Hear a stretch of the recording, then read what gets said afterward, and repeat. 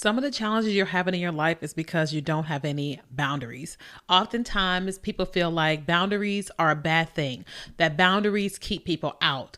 But I have learned contrary to that. And in today's episode, I'm going to talk to you about 10 boundaries that I feel like you need to have and why you need to have them. So welcome back to another episode of the You, Me, and Jesus podcast, where we talk about all things you, me, and Jesus.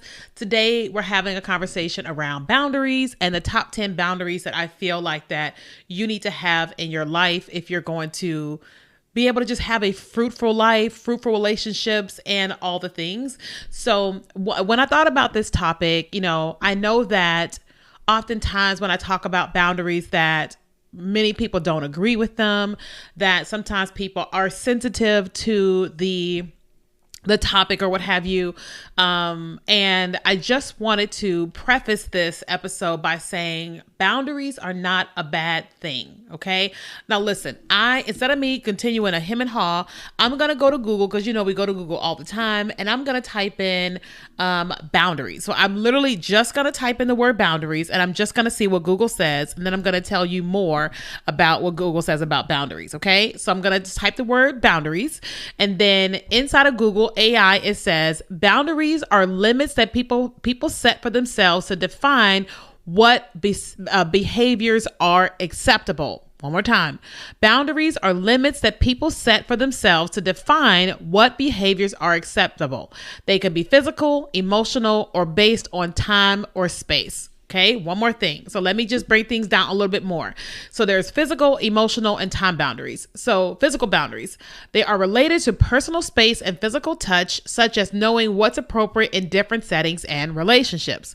Emotional boundaries, they are based on the idea that a person's emotions are their own responsibility and that their emotional well-being is within their control. For example, you might say, I don't want to talk about this subject while I'm at work because I need to focus. That is an emotional boundary. Time boundaries. These are based on time and space, such as when I do X, Y, and Z, please respect my time. Other types of boundaries include, this is Google, sexual boundaries, spiritual or religious boundaries, financial and material boundaries, and non-negotiable boundaries. Setting boundaries can help people feel secure and healthy in their relationships at work and at home. Okay, so this is what we're talking about today. Okay. So oftentimes people feel like that if someone has boundaries, that they're trying to keep people out. Okay. But I actually read a book. I read a couple books, and I'm going to give you the actual authors. So let me I'm typing boundaries book. Okay. So the boundaries book that I listened to on Audible is called Boundaries, and it is by Dr. Henry Cloud and Dr. Jen Townsend. Okay. Dr. Henry Cloud and Dr. Jen Townsend. Then there is Boundaries book called Boundaries in Relationships. That one is good as well. Let me see. Boundaries in relationships. All right. So that book is, where is it? Oh, I can't find it. Okay. But that's one book, Boundaries. And then there's another book that I read that's called Safe People. Super good. I started to realize how safe I was not as a person. So the book called Safe People, that's by the same author, Dr. Henry Cloud and Dr. Townsend. So one of the things that I've learned about boundaries is that boundaries are actually healthy things. Boundaries don't keep people out. Boundaries are telling you, here is how to enter. Okay. For example, I am currently in an apartment. My apartment has boundaries, meaning there is a way to get into this house, right? There is a front door. Okay. That the windows, there are no windows you can open. I'm living in a tall building, so you can't have windows or whatever. So you can't get in. You're not supposed to get in through the windows. You're supposed to get in through the door. But also the boundary is you are not supposed to be able to get in through this door without this key. Okay. You can come in here if you have the key. Okay. Does that make sense? And so when it comes to being in my house, if my bedroom door is closed and locked, it is because you are welcome into my home. You are not allowed into my bedroom when it's not open. right?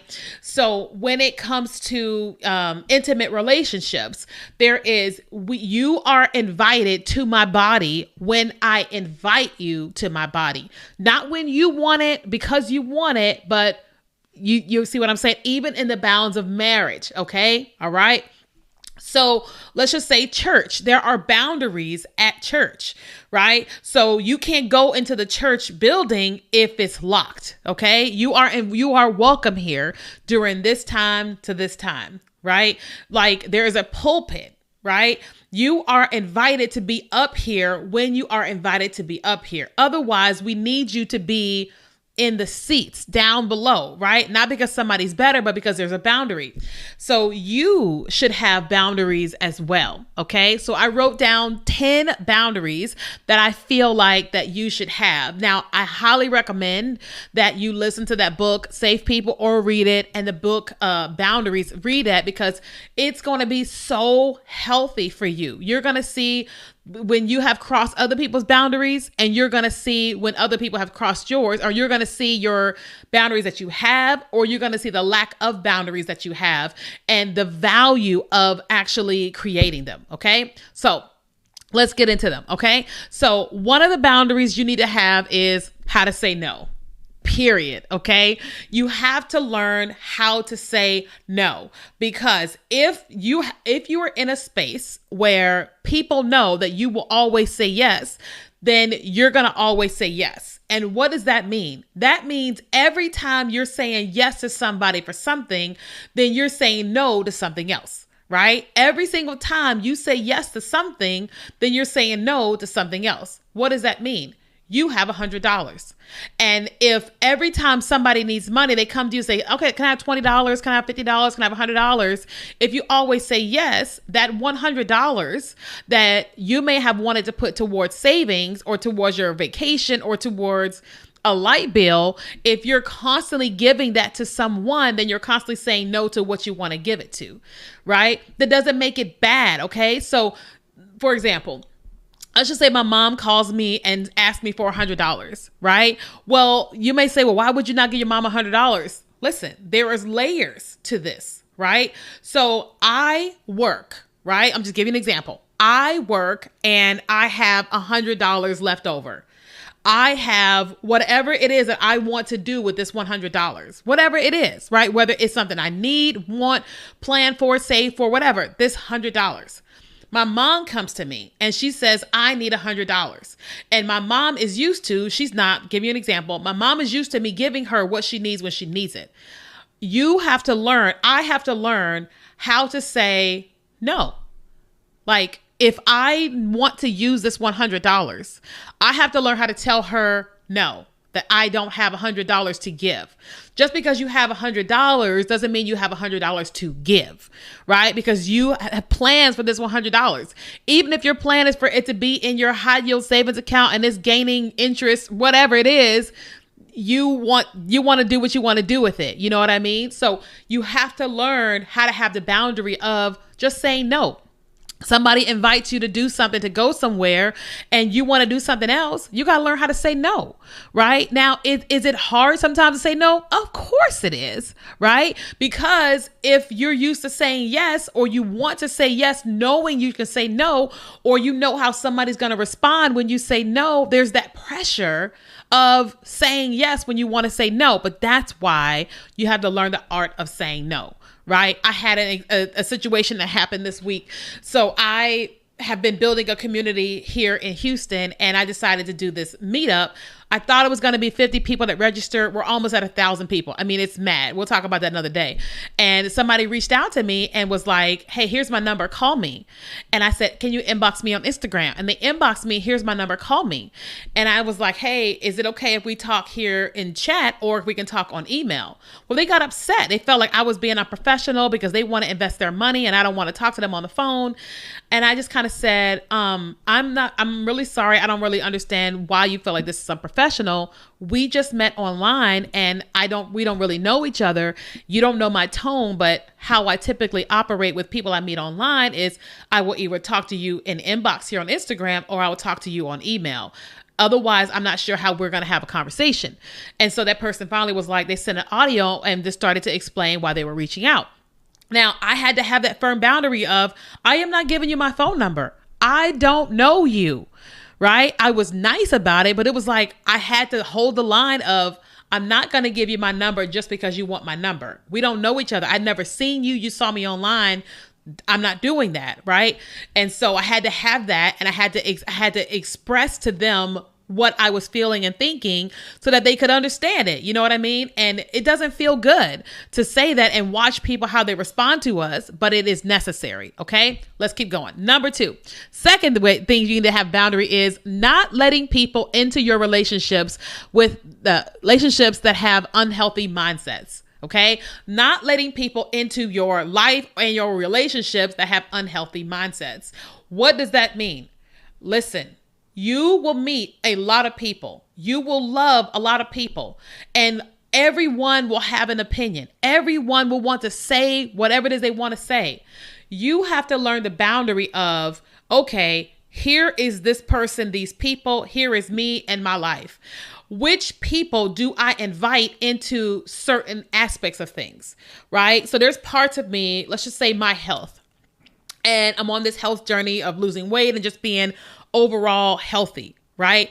There are people that I love, right? But I'm not going to invite them in on my health journey, right? I had a really big surgery, and there are majority of people that I know have no idea what kind of surgery I had. Why? Because many people have an unhealthy mindset of, let me give her my opinion. Let me tell her what I think. Let me da-da-da-da-da-da-da-da, right? And in that particular instance, it's like, I just want a specific group of people to have that private information, and they all understand the boundary of, don't go and tell me what you think I need to do. Ask me what I am doing.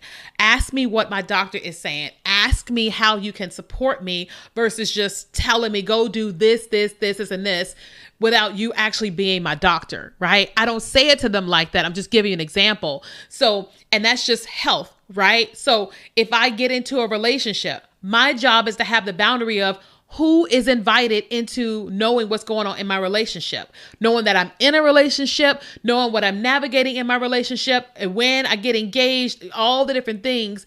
Who am I going to invite into that to give me opinions about my relationship? And I invite people that I feel like have a healthy mindset, right? Like people, they understand that. Ask me my opinion. Ask me if I want their opinion. Don't just tell me what to do, so on and so on. Or people that will say, just leave him, girl, because he didn't call me back or something like that. You know what I mean? So it's like, we have to have that boundary of, what does that look like? And so, like I said, it's not letting people into your relationship that may have unhealthy mindsets, or just into your life, to speaking into your life that have unhealthy mindsets. Okay. Number 3, the third thing is boundary of not spending time with people that make you feel bad about yourself. Not spending time. If you're listening on the podcast, I just snapped in the air because I'm like, oh yes. Not spending time with people that make you feel bad about yourself. Listen, you are already critical of yourself. You are already someone that will say what's good and not so good about yourself. The last thing you need is to be around people who constantly make you feel bad about yourself. I had somebody who was in my life, and man, every single time I talked to her, I never felt good about myself. I never felt encouraged, inspired, encouraged, nothing. That person just wanted to talk about them over and over and over and over again. And when I would talk about my relationship with God, they would always make it seem like I was too deep and spiritual. And I wanted to be like, you're the devil. But I didn't say that, but I was thinking it, you know, and I had to realize I cannot be around this person. This person does not make me feel good about myself whatsoever. And I was unhealthily allowing them into my life. And so I had to remove them. I had to say to them, you can't talk to me like that. I don't talk to me like that. You are not allowed to talk to me like that. I don't talk to you like that. So I want the same respect. That person did not like it. The people around me did not like it that were connected with that person. And that's it. So now that person is not speaking that negativity in my life. I don't feel bad about myself because I'm not around that person. We all have those people. I tell people all the time with the holidays, stop going to family gatherings if you feel terrible about yourself when you go. Why are you going? You are traumatizing yourself just to be around family for the holidays. God had to check me on that. A couple years ago, he was like, Kenya, you keep putting yourself in an environment that hurts you because you want this family experience, but that's not your experience. That's not what you're going to get with your family. And so you can decide what to do in that time. And I felt bad. He was like, no, you feel worse when you're there. Don't go. If you want to spend time with them, call them, text them. If they want to spend time with you, they'll call and text you too. Right. And I was like, it was a hard thing to realize. It was a hard thing to accept, but it was the truth, right? It was the truth. And I had to decide, okay, I do not feel good about myself when I go. Stop going. Okay. So same thing that goes for you. Number four is not being with a partner that doesn't love you the way you desire to be loved. I'm not talking about you. He got to do this or she's got to do all this lavish stuff. I'm not talking about that. You know what I mean? I'm more so talking about like you want your partner to celebrate you. You want your partner to encourage you. You want your partner to just want to be around you. You want your partner to, even if they don't like your movies, periodically they'll sit with you and they'll watch movies with you. You know what I mean? Like, even if you're not into basketball and your boyfriend, girlfriend, your husband or whatever likes basketball, that you're willing to just be around them a little bit, right? If your person's love language is acts of service, you want somebody who is willing to do acts of service for you from time to time, right? Like, if your love language is gifts, you want someone to buy you gifts every once in a while. Like, my love language is gifts. I don't need lavish gifts. I just need you to know that I love little gifts, right? That you were like, I love those high chews. And periodically you go to the store, you just get me a high chew. And I've been obsessed with kiwi, strawberry, Snapple since high school. And periodically when you go get groceries, you go get me one. You may not get me a case because I'm on my health journey, but you get me a kiwi, strawberry, Snapple because you were thick. You know what I'm saying? It's things like that you want someone that wants to be around you and caring for you the way that you want to be loved. Okay, let's keep going. Number 5 is letting your partner know what you are comfortable and uncomfortable with. You need the boundary to be able to tell your partner, hey, I don't like this. I like that. I'm comfortable with this. I'm not comfortable with that. And that could be in his friendships, whether it's a female relationship or a male relationship.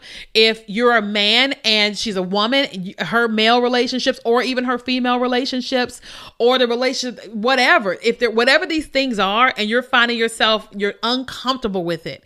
You want to have the boundary to be able to say, hey, so I need to share with you that this, and this makes me uncomfortable. Now, that person may not be doing that, but when you're in the relationship, you want to have the space where you're like, hey, you've never done this before, but I would really appreciate if you don't do this, and this. For me, one thing for me that makes me very uncomfortable is you telling me, yeah, I'm going to go and do this thing for you for Valentine's Day. Please don't do that. Don't do that, because I spent a large portion of my life of people promising this and them never doing it.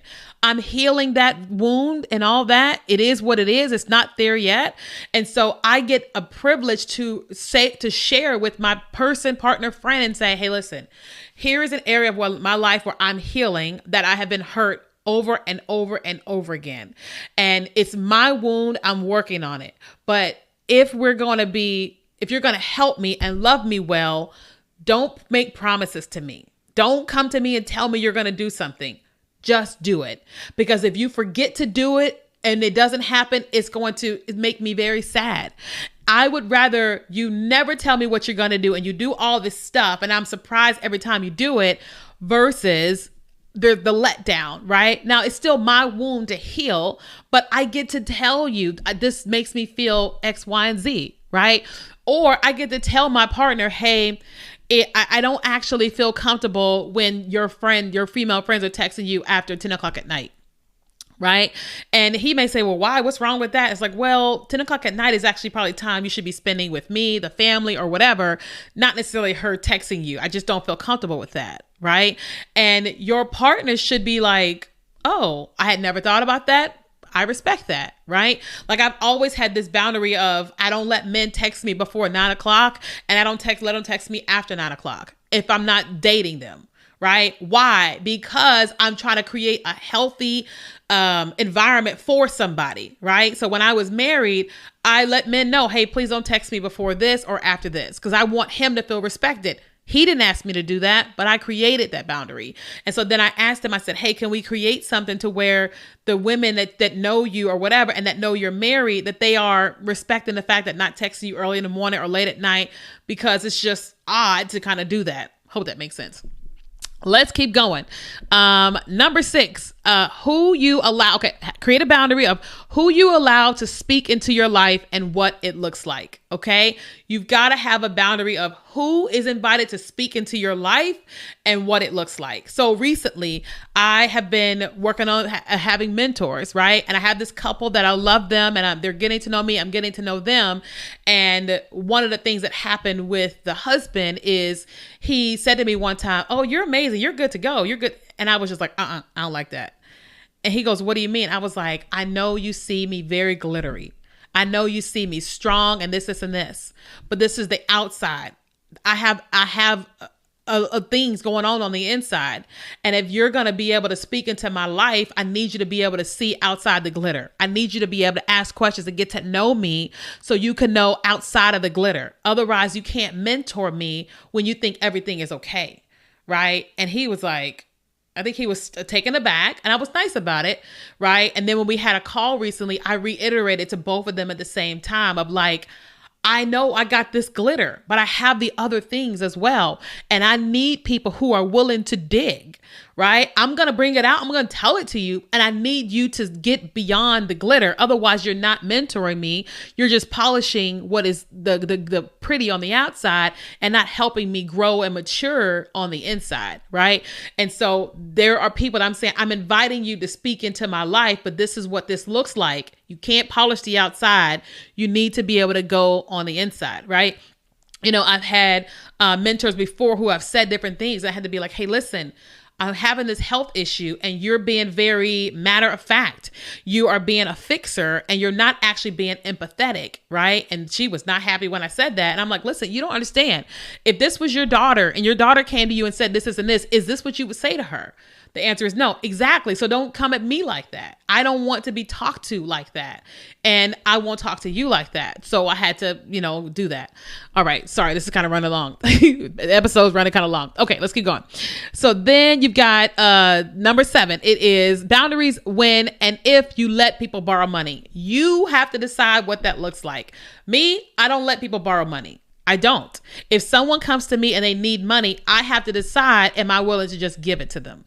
Right? I have to decide if I'm just willing to kind of just give it to them. Right? Because otherwise it creates strains in relationships. When you let somebody borrow something and you're waiting to get it back, I've had that more times than I care to admit. And so we have to have the boundary of what it looks like. If you let people borrow money, what does that look like? How much is it? How much time do they have? Do you charge interest? Listen, none of them are bad. You just get to decide what that is. Okay? Got to keep going. Running out of time. Okay, the next one is, one of the boundaries is what a healthy, intimate relationship looks like for you in marriage and what is not. What does that mean? What are you comfortable with when it comes to intimacy? Period. You have got to have a boundary of what is healthy for you. Obviously, we Christians, we're not letting anybody enter our marriage, right? And I am not someone who likes to watch videos and stuff like that. I don't do that, right? Part of my boundary. I am open to exploring bedroom things with my spouse, right? but I have to explain to him, here is what my experience is and here's what I have not. Then as we are navigating our intimacy life, I get to let him know what makes me feel comfortable and what doesn't. And you get to do the exact same, and your partner gets to do the exact same. Otherwise, they may do things that they enjoy doing and you're like traumatized by these things because you're not communicating what feels good and what does not feel good. I'm not talking about the actual act feeling good. I'm talking about what makes you feel comfortable and what doesn't make you feel comfortable. Now, it often is an uncomfortable conversation when you've got to talk to your person about intimacy, things that you like and don't like. But if you don't talk to them, you'll never get what you want. And if they're doing things that make you feel uncomfortable, that's never going to change unless you talk to them. All right, last two. Number 9 is boundaries within your space. Okay, so let's just say someone comes to your home. What are your boundaries in your space, right? Some people are like, don't open my fridge. Other people are like, it's fine, it's fine. Some people are like, don't sit on my bed. Don't come in my bedroom. Listen, it's not a bad thing when you have boundaries with your space. You get to have whatever you want to have with your own life. And you get to invite people into what it looks like within your space. Last one is, expectations. Okay. You have to set boundaries with your expectations. Okay. You have to know what you should be expecting of yourself, what you should be expecting of others, and what others can expect of you. Okay. Listen, I am someone who builds an online business. And oftentimes people expect that they can send me a message in my DM and I help them for free. Oftentimes people meet me and they want to get my phone number. They want to call and text me, meet me for lunch or dinner, and I help them for free over lunch and dinner. I have to set people's expectations. So I met somebody recently, inboxed me and said, oh, this person recommended you, said you were amazing. Here's my number, call me. And I started having this conversation with her in DMs. And I was just like, so you seem like a really nice person. I am in a space where I'm getting to know people, but it's important to know that right now I have a lot of people sending me their phone numbers and it's making me feel a little anxious. And I bet you are amazing, but I'm trying to navigate all of what's happening right now suddenly. I would love to get to know you. Is it possible for you to come to the event that I'm hosting? And I'm being very kind and gentle with my words. And she's taking it in stride. She's doing a good job. And then I said, okay, I would love to maybe meet for lunch or dinner one day, but I need you to know that I am not interested in this, and this. Because I see she's in a network marketing organization. I'm like, I'm not interested in any of that. So I would love to connect with you as a person, as a woman, but I'm not interested in any of that. Right. And she said, okay, I'm okay with that. So I'm allowing her to respond again about meeting for lunch or dinner. And I will see what's the intent of the conversation. Right. And so I'm setting the expectations of, I want to get to know you as a person, as I'm developing friendships, but this is not something I'm interested in. Please do not try to invite me into that. Right. Very nicely. All of these boundaries are necessary. They tell people how to come in. They tell people how to communicate with you, how to love you, how to have intimacy with you. They tell you how to do, how you operate, right? It's like if you get something in the mail and it says, let me see, I have some of my phone. So it's like I get this in the mail and it says, here's this operator's manual. It tells you, here's how this functions. Don't put it in the water. Don't take a shower with it. Why? Because if you do, it's going to short out. It's not going to function properly, right? And so you get to show people what your owner's manual is. Doesn't mean you're going to give somebody a PDF document and say, here is me. No, it means you get this opportunity to create what boundaries look like for you and then share with others. This is what it looks like to come into my house, to be in a relationship with me, to whatever it is, right? It's so healthy to be able to do that. Okay. Now, if you found this episode valuable, please let me know. I would love to know, encourage you, answer any questions. If you're on the podcast, let me know on Apple or Spotify. If you're watching on YouTube, comment down below and let me know. So thank you so much for listening and watching.